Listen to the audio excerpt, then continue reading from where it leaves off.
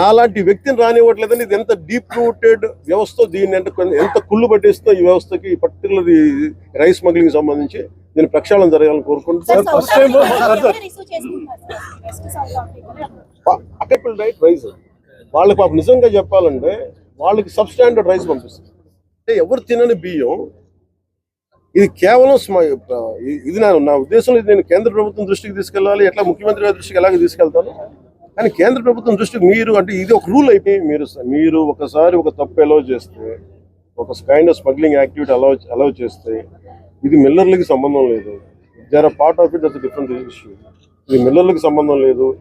ఇది ఏదైనా సరే చట్టబద్ధతతో చేస్తే ఈ వ్యాపారాలు ఇబ్బందులు లేవు. కానీ ప్రజలకు చెందాల్సిన బియ్యాన్ని వాళ్ళు తినక స్టేట్ ఎక్స్చేంజ్ నిజంగా ఆ డబ్బులే కనుక ఉంటే ఈ రోజున విద్యార్థులకు కానీ మనకి ఎయిడెడ్ కాలేజెస్ ముయ్యాల్సిన అవసరం లేదు, ఫీజు రీయింబర్స్మెంట్లకు ఇబ్బంది రాదు, గోతులు పూడ్చే